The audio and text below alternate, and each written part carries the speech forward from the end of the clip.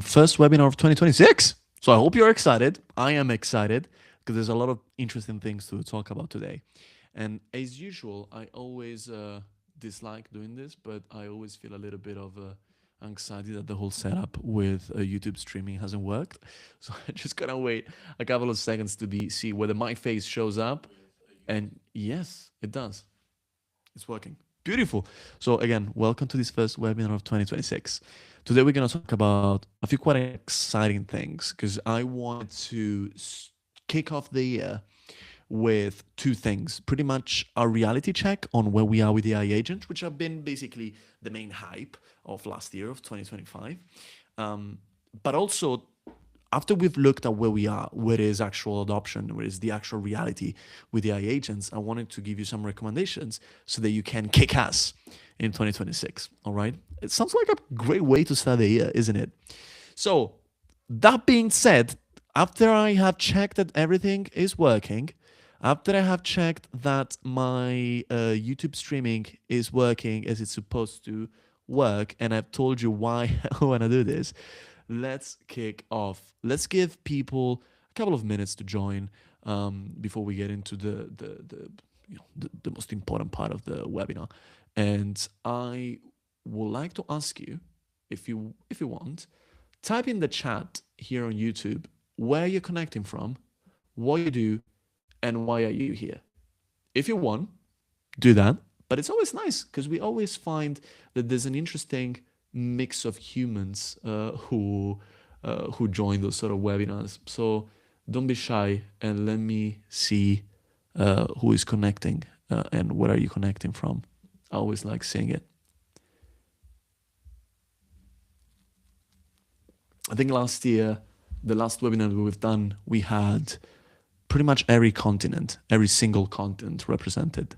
I think we missed Antarctica. And maybe we missed Australia, if I remember well. There was another continent we missed, but like most continents were represented. So as we wait another minute, type into the chat on YouTube where you're connecting from and who you are, what you do. And maybe you'll see also you're going to find other people who are connecting from your same region or who are in your same industry. So we have Tom from Copenhagen, leadership. You're always sharing something new, which is great. I wrote 8th of January 2025 title. Oh, thank you, Federico. I think it's going to take me some time to get used to writing the right year. I always mess up for the first few weeks of a new year. So sorry, 2026. By the way, Tom, I lived in Copenhagen for 7 years, almost 6 years and something. I left in July. So love that city and miss it. Then we have someone from Turin, Italy, Chief of Learning Innovation at the International Training Center of the ILO. Amazing. Nice to see you here. Then we have Anne from Belgium. We have Chris Johnson from San Jose, California. Chris, I lived in Santa Clara, so we were almost neighbors 10 years ago. Engineering leader, trying to stay up to date on AI. Then we have a process wizard from Bavaria, Germany. I know who you are. Nice to see you, Christopher. Then we have Georgia, Portugal, recruiter and Proud AI Academy student. Nice to see you here, Georgia. Then we have Simone, Belgium manager in a big four company, curious about the opportunities via agents. We have Fabio from the Netherlands, AI transformation consultant. Perugia, director of project design for an NGO. You see how many interesting and different people do we have connected? That's why I love spending the first couple of minutes. I find it super interesting to see who is here. And I hope you find that too. I hope you find it interesting to see who else you're sharing this little 40 minutes roughly. But okay, amazing to see all these people. Now let's get started. If you don't know who I am, I'm just going to give you a quick introduction of who I am. So my name is Gianluca Mauro. I have been building and teaching AI for over 10 years. I'm the founder of AI Academy, a company specializing in helping individuals and organizations use AI safely and productively, and also the founder of Epiphany, an AI startup for corporate learning and development. I'm very passionate about AI ethics. I worked on investigation on gender bias for The Guardian, and we can drop the article link in the chat so you can check it out later if you want. I'm from Rome, connecting from Rome now, but I'm going to move to London hopefully within the next 3 months. And I always like to say something that is more personal. I think in the age of AI, it's important to remember who we are as humans outside of work. I am a guitar player, and a street photographer with a little bit of imposter syndrome. I think I take decent pictures, but you know, this pays to improve. Now, let's start talking about AI. Quick rules for today. Questions are welcome. I love questions. Drop them in the chat. I will read them and address them immediately, or at least almost immediately. And I always tell people, even though this is a free webinar, I think what I'm about to share is quite important and interesting. So when webinars are free, a lot of people, me included, by the way, tend to just like zone out and scroll on Instagram because it's free, so it doesn't matter.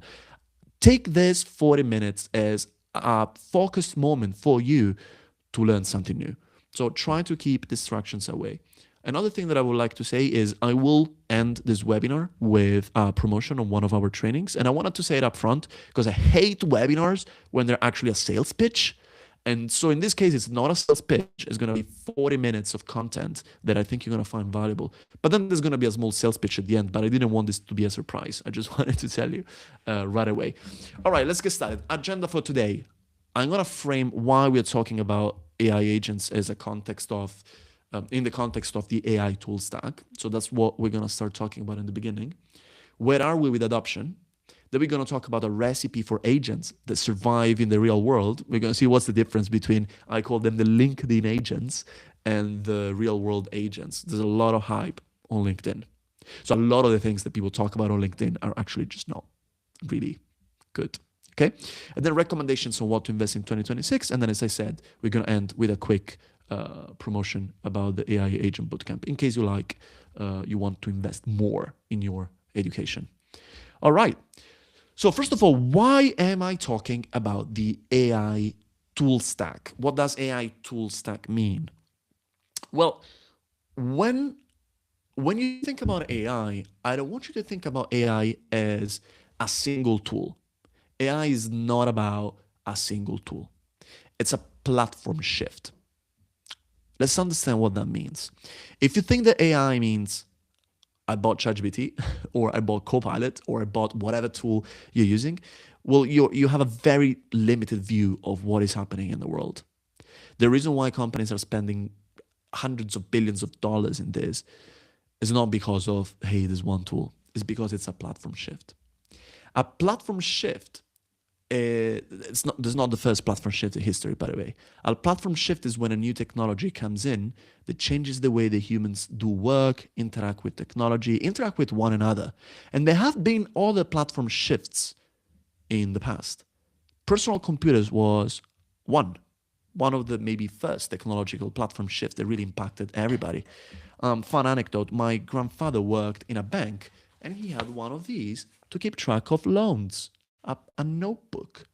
Imagine when the entire economy worked on pen and paper. And then suddenly computers arrived and everything changed. That was a platform shift. Then we had the internet. The internet changed everything. Smartphones changed everything. Think about how many companies and industries didn't exist before smartphones. I mean, it's not just about the iPhone, but it's about Uber, Airbnb, Tinder, Google Maps. I don't know. I can come up with a million examples. It's an entire economy that got built. AI is a new one. So this is what a platform shift is. It's a transition when there's some new technology that becomes the primary way value is created, distributed, and captured, reshaping how products are built, how users interact, and which companies can win. This is why you are sitting here listening to me and maybe interested in embracing this technology. That's why companies are spending a lot of money on this. It's a platform shift. It's really important to keep this in mind. If you find this interesting, take a screenshot. I'm going to pause for 1 second so you can take it. Okay?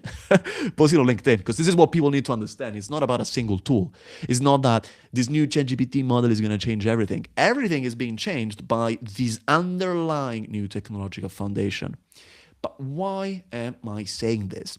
It's because instead of just random guessing what the hell is going to happen, if you find previous moments in history in which a platform shift happened, well, then you can sort of have, some data to base your predictions on.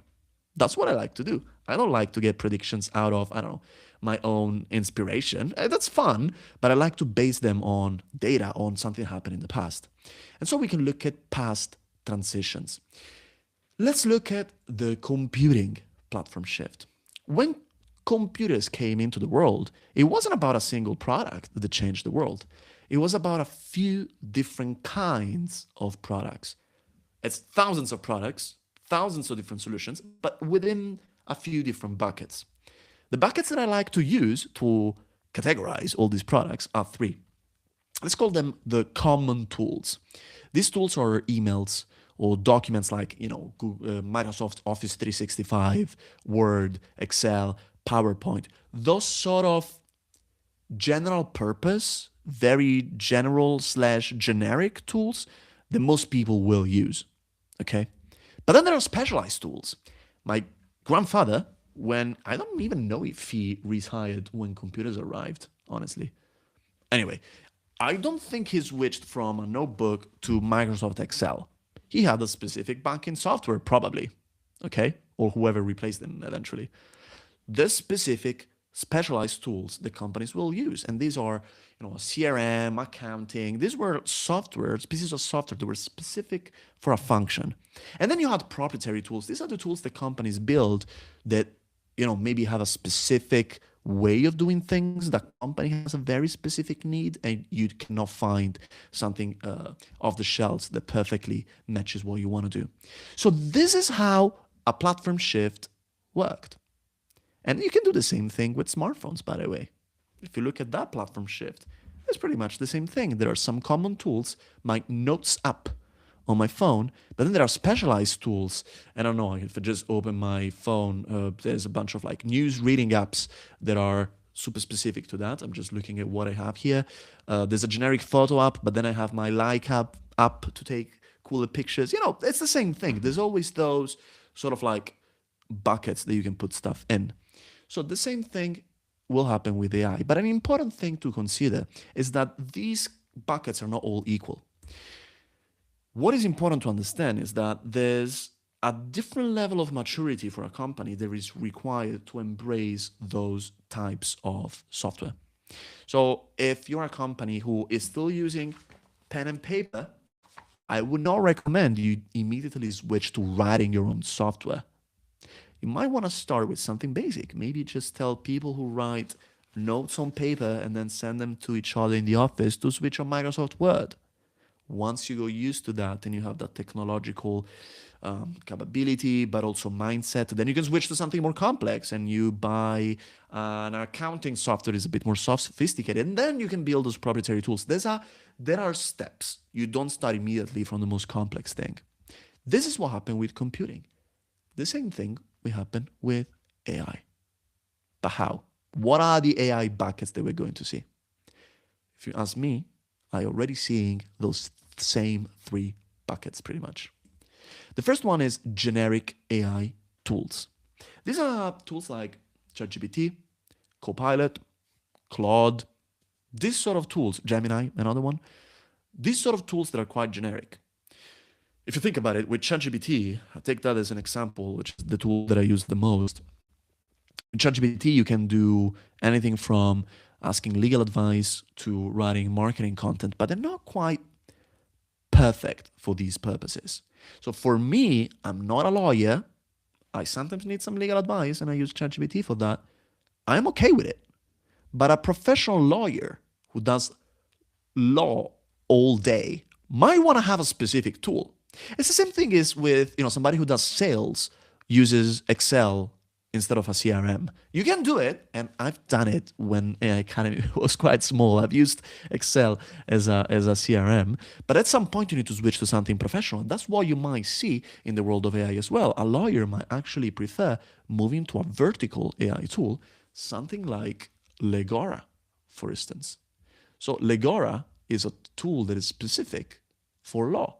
And I'm going to show you a screenshot just so you get an understanding. This is how they describe themselves: a collaborative AI workspace for lawyers with tools that fit AI seamlessly into the way they already work. This is an example of one of their features. It shows how it's integrated with Microsoft Word, which is where most lawyers work. But they have a few different things that are specific for lawyers, like cite your sources. They have these automated playbooks to do specific legal things that lawyers understand and I don't. But you understand the point. It's a tool that is made specifically for lawyers. Another example that I wanted to bring, by the way, I'm not affiliated with Legora at all, but I am affiliated with this other example. It's my other company, but I want to talk about it because, I mean, first of all, selfishly, I like to talk about it and promote it, but also because I know it quite well. So the other company I wanted to mention you is an AI tool called Epiphany that I've built, and it's a tool that allows people in learning and development to create training for their employees. And this tool, it's made specifically with a learning science engine so that the output is always good. With ChatGPT, you depend on how good you are in prompting. And if you give it to two people and you ask two people create a course with ChatGPT, you get two completely different things. Whereas Epiphany, we built it specifically with the right workflow in mind and the right concepts like scaffolding of learning objectives and all this kind of learning science stuff so that we can create better training. So these are just two examples of two kinds of software that, again, if I go back to where I was before, to this sort of like tool stack that sit in the middle, they're a bit more sophisticated than generic AI tools because, again, they're specific. They're built for a specific purpose, but can give a lot of value to people who have very specific problems. If you're a lawyer, it kind of makes sense that the same tool that works for law and for creating LinkedIn posts, can do both as well. Doesn't that make sense?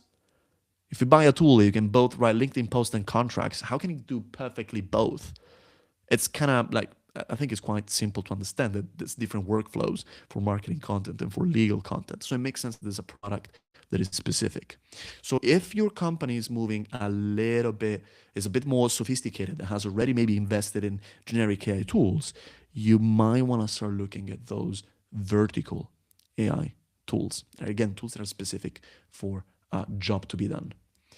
Let's try to understand when it comes to adoption, like where are we, how many people are using these things pretty much? And I'm specifically talking about businesses. I don't want to talk too much about, consumer usage of AI, like people using AI for, I don't know, plan my trip, whatever. I want to talk about business because that's the context of this webinar. And that's where I think most of you are interested in. And I want to do it with data. So in 2025, with AI Academy, we ran a survey. I think we got 178 companies telling us what are they doing with AI and what level of adoption they are. So I'll show you this data. And then there's going to be two full-blown reports that we're going to publish soon. One via my new newsletter, which just dropped. It's called What Matters. And one via Academy. And we're going to post the links in the chat. But I want to show you some spoilers. Then if you're interested in the full research, subscribe to the newsletters so you can get them in your inbox next week. So we asked this question. We said, okay, hey, company A, do you provide to your employees at least one generic AI tool like ChatGPT or Copilot? Okay. And these are the answers. So 63% of companies provided a tool to their employees. Now, it's quite a lot if you think about the fact that these tools did not exist like 3 years ago, right? So there's quite a lot of companies giving these tools to their employees. Another thing that we found is what kind of tools are most likely to be offered to their employees. And the main tool is Microsoft Copilot, which is quite interesting because if you ask consumers what tools do you use, Copilot doesn't even classify. So Copilot is preferred by businesses, but not by users. Little other insights that you're going to see in the full report, but I want to show you here. But these are the kind of tools that most companies buy. And if you can see, most of these tools today are still sort of generic AI tools. There's an internal tool thing coming up here at 16%, but most of them are those generic, like the Office 365s of AI, pretty much, like Copilot, ChatGPT, that sort of stuff.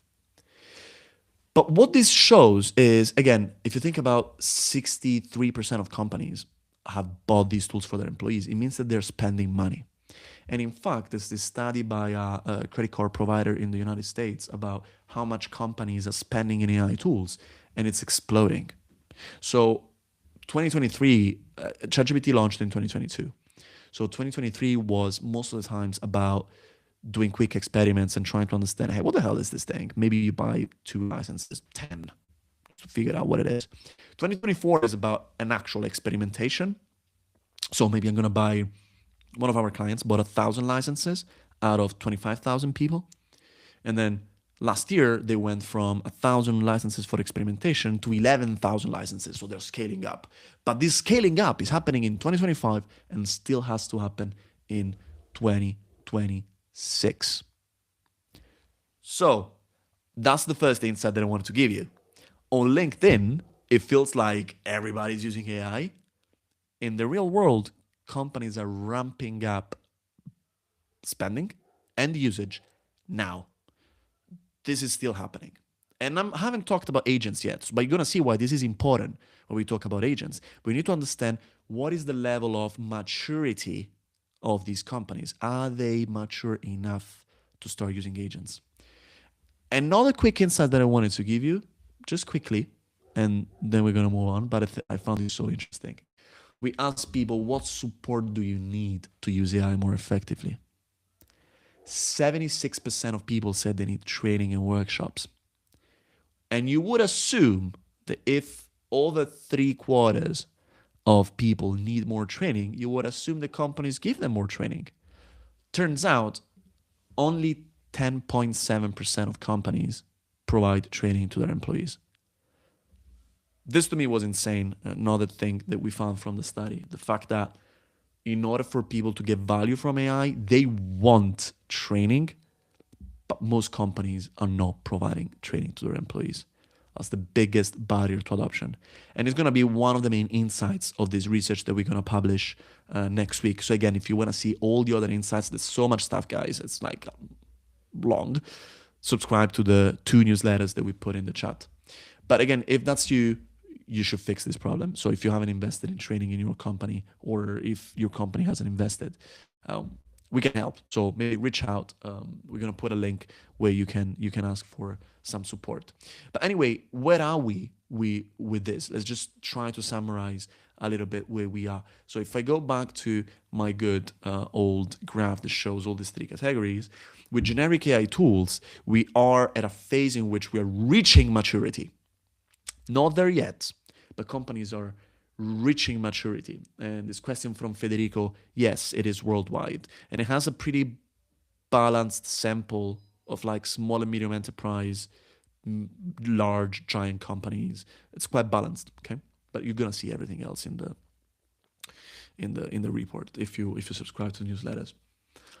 So maturity is something that we are reaching now, okay, with generic AI tools. Vertical AI tools, it's starting. I see some companies are kicking ass, honestly. Like Legora is growing so fast, it's insane. I think they went in 1 year from like a little bit more than 1 year from seed funding to Series B, raising like hundreds of millions of dollars. It's insane. And I'm seeing that with Epiphany as well. We're not growing as fast as Legora, but I am seeing the companies a year ago were more, when it comes to those vertical AI tools, were very interested in seeing what was out there. Today, they're very interested in buying and using. There's been a clear shift in the past year. So this is growing now, which leads me to the last point, which is, what about agents? First of all, why the hell should I build agents?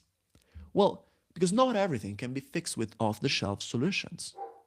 There are some specific processes that you might have in your company or in your team, or that you might have as an individual. Maybe you're a freelancer, or maybe you just have one problem that you only have in your organization and you want to try to solve it. So you might need some custom solution. The good news is that it's never been easier to build. I would have never said, hey, you can go and build your own solution 3 years ago. You could, but I would have never advised it because it was complex. It required a lot of different skills. Today, the barrier is so low. And I want to show you 3 examples of things that have been built in, anything between like maximum 7 weeks. Okay? part-time, like, but not by somebody who just does full-time this. But I want to give you some inspiration for the kind of agents that you might want to build without, again, going nuts and hiring a bunch of engineers. So the first one is the AI Academy newsletter agent. So this is something we use internally, and you're going to appreciate why we couldn't buy a tool for this. We had to build it ourselves. We have a very specific way to write our newsletter. We select some news, and that's not particularly strange. But then we have this 1.5 hour meeting on Wednesday morning, which I love. It's one of my favorite meetings during the week, in which we just basically talk about them. We exchange ideas, we comment them, we often joke, and it's fun. It's quite fun. And we transcribe that. So then we have those news, and then we have this transcription of basically us just shooting the shit, pretty much. And we have this agent that takes the news, summarizes them, takes our conversation, extracts those insights, and then writes the newsletter for us. We always do a last check, obviously. We try to refine the tone of voice. That's still something that's quite hard to get right. But most of that, like, basically we do all the intellectual work of coming up with our ideas. But then this agent that we've built writes exactly the newsletter that we want to write with the format we want to write, based on this very strange way that we have of like having a friendly chat on Wednesday morning, and then transcribe it. I don't know, maybe everybody does newsletters this way. I have never seen anybody who does it this way. But you understand why we couldn't buy a newsletter software that it's connected to your Google Meet and your Notion file. And it's too specific. This is the AI Academy way of writing a newsletter. That's why we had to build our own automation. Kind of makes sense, right? So this is our agent, how it works from a high level point of view. I want to give you another example from one of the bootcamp students, but again, just to show you something entirely different and give you some inspiration of what you might want to do. So Adam built this, I think he was a student of the past edition of the bootcamp. So I think he completed it, if I remember well, in December, or maybe a little bit earlier. So quite recent. And he works in construction. So now we're switching from like newsletter creation to construction. You understand how flexible this technology is? It's mind-blowing. And his problem was that he gets this like gigantic documents from companies when they want to get a request, like a request for proposal pretty much. It says, hey, this is what we got to build. And then he needs to turn it into something for the sales or procurement teams that says, hey, to build this thing, we need these pipes, these materials, we need these workers, yada, yada, yada. That's a pain, okay? So he built this agent that does a few different things at the same time. He takes this big construction specification PDF, and then he extracts what kind of pipes they need, what kind of materials they need, the technical requirements and all the stuff, and then compiles it in the right way on a Google Drive folder with all the documents that they need in order to simplify the process of creating basically a sales bid. Adam loved this, his company loved it, and if I remember well, I don't know if maybe if Adam is in the audience, you can let me know if I'm correct. But he built one version, they loved it, and then he made it even more sophisticated, which was quite fun to see. And then last project, and then I'm done with the inspiration. But I wanted to show you something, again, completely different. Similar to Adam's project, but in a different industry. Kishores made this project where you get a request for an RFQ. And sorry, and this is an RFP. I don't know why I wrote RFQ. By the way, I've uploaded all these images in ChatGPT, so you'll find some mistakes, but I think they're quite good. The previous image generation model could not do this. These are quite decent. I'm actually curious to know from Joelle and the Academy team who is here if you noticed these things are different from my usual graphics. Anyway, so it takes all these RFPs, requests for proposals, and these quotes that come from from their suppliers, and then it basically matches them and matches the proposal to the RFP and makes a pre-compiled comparison between all these quotes from suppliers. And so it's speeding up the process of understanding who is the best supplier and picking up the best supplier. So it's a tool to assist the procurement team in making the right decisions. Again, quite amazing. She did it in 7 weeks. It's a procurement person, right? We're not talking about an AI researcher. Okay, it's amazing how low the bar is. Okay, and by the way, Joelle just sent me a message. He said, "Yeah, I kind of imagined that they were AI generated. I was gonna ask it to you." He just sent me in the private chat. So it's interesting. This guy's Joelle sees my slides every single week, Interesting that he had a doubt, but he wasn't sure whether they were AI generated. Quite cool, huh? ChatGPT has gotten so much better. Anyway, so now that we talked about agents and why you should build them, pretty much because you can and because they can give you a lot of value. Let's talk about where are we with adoption of agents. And I want to compare LinkedIn versus reality. Because on LinkedIn, agents are the next big thing. Agents are everywhere. Everybody's using agents. The reality is not yet. And I will show you some data. This is research done by McKinsey on adoption of agents. And basically, if you can see in blue, all the stuff on the right, let me see if I can just show layout. I want to make sure that you can read this whole thing. Okay, cool. Here we go. All the stuff on the blue are people who have already scaled or are scaling agents. And it's basically less than 10% in most industries. Less than 10% of companies are already scaling agents. Most companies are not there yet. But the amazing thing is that all the gray stuff, the light gray stuff, are companies that are not yet, but most of them want to do it within a year. Okay, so this is something that will eventually grow in the very near future. So it's about time that we start talking about recommendations. So now that we know the agents are not there yet and they will be there eventually, and we're going to see a lot of investments happening in this year, let's talk about how you build agents. Because again, it's another case in which I see LinkedIn talking about specific things, how agents should be built. And then I see my own experience in science saying something quite different. So let's talk about that. I'm first going to look at this paper called Measuring Agents in Production. They asked basically a bunch of companies who have already scaled agents, hey, how? What did you do? What works? What doesn't? And then I'm going to talk about my personal recommendations from my own experience. I like to mix data and my own experience, okay? So measuring agents in production. First thing that is important is process first. Most production agents are designed around predefined workflows. You need to start from a real process, breaking into steps, decide what to automate. Everything else comes later.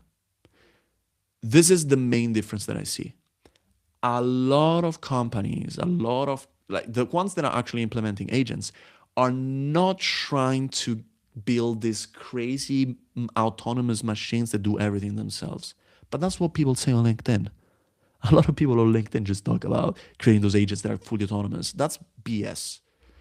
Most agents that are successful are built around predefined workflows. That's the first thing that comes out of this paper. Completely matches my experience, by the way. This doesn't mean they're less valuable. Full autonomy, it's not linked to value in any way. I mean, if you need to do everything, then there's no value. But it doesn't mean that the more autonomy you have, the more value you have. It just doesn't check out. So that's the first insight. The second one is that autonomy must be a design choice. It's not a goal. What does it mean by this? And again, this is quite linked to what I was saying before. The most successful teams intentionally limit autonomy to make agents more reliable. Reliability is very, very often a trade-off that you need to decide with autonomy. More autonomy, less reliability. That's pretty much it. And I kind of like reliability. So in a lot of cases, you might want to keep reliability high and autonomy low. And so most agents, 68% of production agents are limited to less than 10 steps. Okay? So when you see those screenshots on LinkedIn of these gigantic automations or gigantic agents, however you want to call them, well, that's not a good idea. That's it. I mean, there's people who have success with agents try to keep them below 10 steps. And most of them are actually less than 5. Last thing, test, test, test. This is another advice that comes from this paper. The successful agents are agents that have been tested properly. And this is, I'm moving into, I think, one of my key messages here. One of the most important things is to know what good behavior looks like. What I just said sounds basic. You guys have no idea how hard it is. especially if you're not a domain expert, and how important it is. Where I see companies getting stuck is they build an agent, but then they haven't defined what a good behavior from this agent looks like, what a successful agent looks like, what is a successful output of an agent. This is a recipe for disaster. You need to know how to evaluate an agent's output. And that's when domain experts come into play.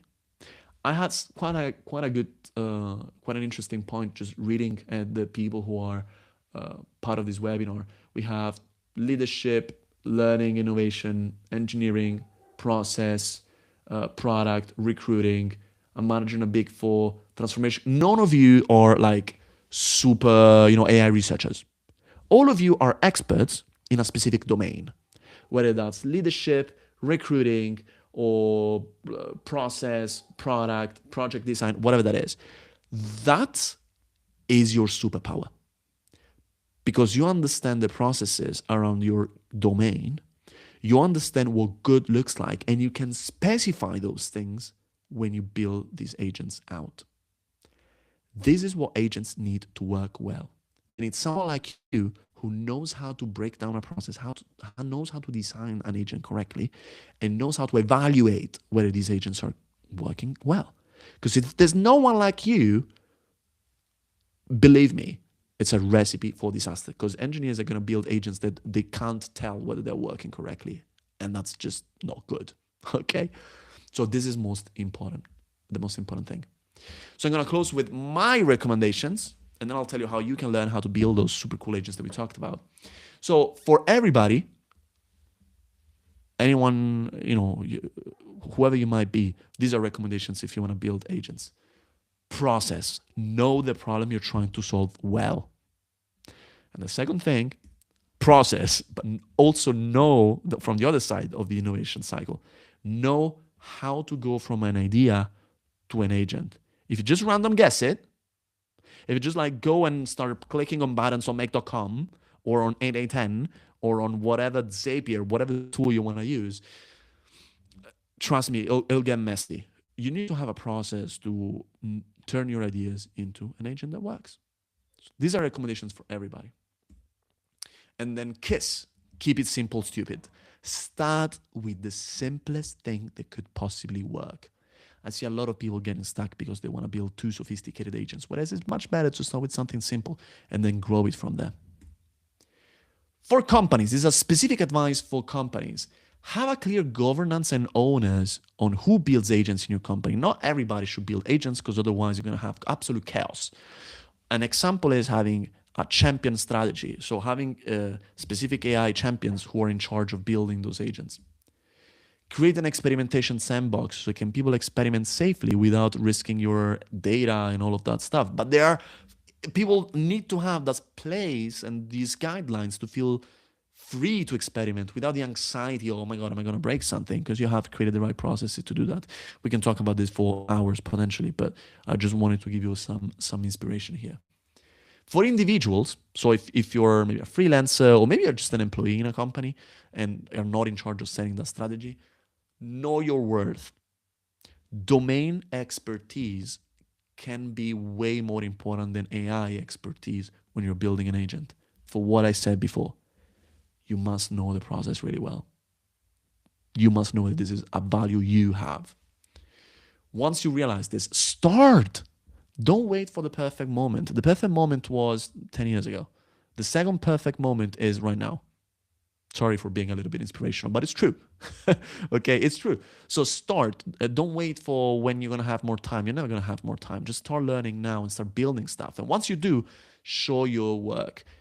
Most of our students who got significant success in their career are the ones who showed what they've done publicly on LinkedIn, to their boss, to their colleagues, and then they basically started to be seen by everybody as the people who know how to build the most powerful technology of our generation, pretty much, which I think is pretty cool. So show your work. I think this is quite important. I think you should screenshot this and then keep it as a reminder. I'm going to pause for your screenshot. Okay, done. I hope you screenshotted it. Then we have I see two interesting questions, but I'm going to cover them later on. I will quickly tell you about how we can help you learn all of this. Just 2-3 minutes to tell you about our bootcamp, and then I'm going to take questions, okay? And Joel, if you're still there, feel free to drop in the links in the chat, so then we're good with that. So I think you should join the next edition of the AI Agent Bootcamp. I'll tell you how this works, what you will learn. You will learn how to identify opportunities to create value with AI. Not everything should be an agent. You're going to learn what is a good use case for an agent, what is not a use case for an agent. You will design an agent to tackle an opportunity. Why I say design? Well, because if you build an agent that doesn't fit an existing workflow, then you're going to fight against reality. You need to build stuff that works within reality. And that's not trivial, but you can learn, we can teach you. Then you will learn a process, again, a process to write those reusable, scalable, reliable prompts that work every time. Just addressing this question, if AI results are potentially different from each run, in other words, not 100% deterministic, how do you test? You can learn how to do it. A very simple way is to write edge cases. So you write examples of things that you think might break your agent, and then test it 100 times. And then you get a number, an idea of how much you can trust your agent. This is from a high level point of view, but that's super important. And you can do it. You can do that, because that also gives you a metric, an idea of what you have to improve. It's totally doable. You just need to know how to do it and have the right process. Learn advanced prompting techniques and know how to integrate your AI agents with a ton of other tools. How you will learn. I just love the process, and I wanted to tell you about it. So the process is you start with getting access to our community and a bunch of on-demand modules and practical exercises. But then the most important part is the live sessions.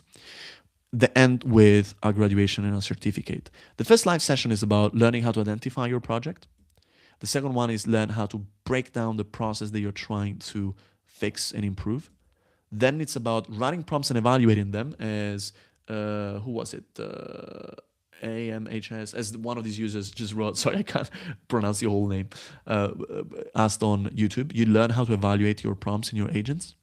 Then you build an agent. We have a partnership with make.com, but we're quite comfortable with using any other tool. So we have a lot of students who actually build on NA10 or Zapier. It's totally fine. We teach you again a process. We don't specialize on one tool, but we have this good partnership with make.com so that you can get some free credits. And then pitch and demo day. The best thing, I think, is the one-to-one coaching. So these are all our AI coaches. They are, oh gosh, how many are they now? They are 16, as I see, as I just count them quickly. And you can book a one-to-one call with them.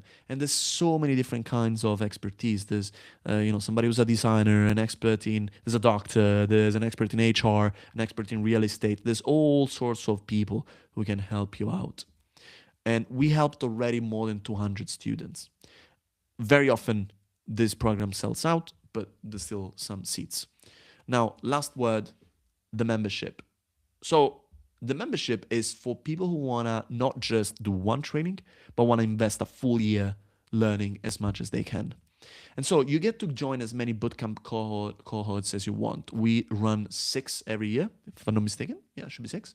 And so you can take 6. And AI keeps changing. So you might do one now in January and then do another one in April. And there's different technology, there are updates. And so I think it's quite great if you want to not just invest in one moment, but actually just keep doing it. Most of our students do way more than one cohort, some 2, some 3. I think the world record is 4. And then you get access to 4 more outstanding programs because we were here before ChatGPT. So there's going to be quite a few different AI trainings that are not about ChatGPT, but that are still interesting, I think.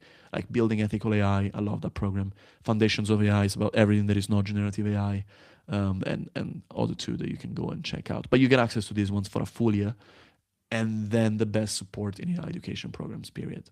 So rather than just having a few calls, you have 10 calls with AI coaches for the full year, and you can keep having access to them. So maybe you have a new project that is sophisticated, too complex, you want to have their help. It's great. So, and a few other things.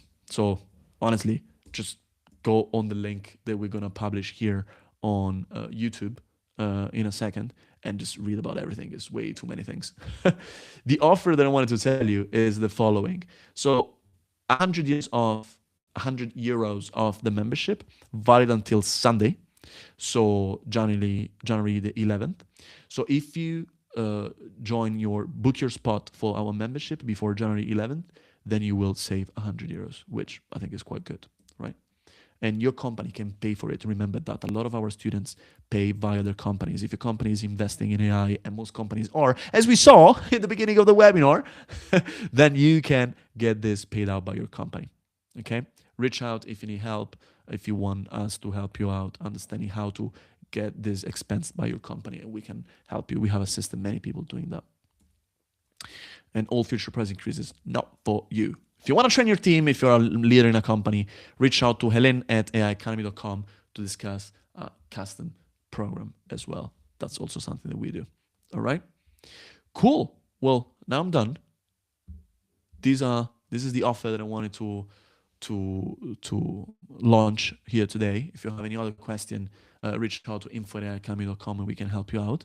I hope this was interesting for you. I hope, first of all, I see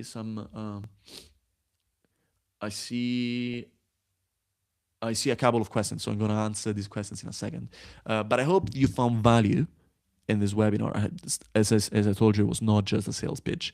Of course, we're a company, so we like to propose our trainings. Also because we think that our trainings do help a lot, because we see how much our students gain from them. But I hope you found value from the content, and I hope I will see you in class. It's a great training. Again, we helped so many people, and this is the year that a lot of these things will get built. So if you invest in your skills now, well, then you're surfing on a wave that is growing as fast as any other technology has ever been growing in the history, okay? I don't know if that makes sense. Cool. So if you have any other questions, just shoot it in the chat. I'll stay a couple more minutes to answer. I hope you guys enjoy spending time together. Jose said, I have a demo that I would love for you to have a look at. I vibe coded the whole thing, created branch scenarios with AI video and an AI agent that gives live feedback, and vibe coded everything. If it was a way to see if I could vibe code what Storyline does, spending 10x less money. So Jose, I guess you work in learning and development, because I guess Storyline is articulate Storyline, and I guess branching scenarios, you're talking about a training. Really cool. I mean, if you can send the link, send that to... my email is exactly what you see before, info@aiacademy.com, but put Gianluca instead of info, and you get access to my email. So I would love to check that out.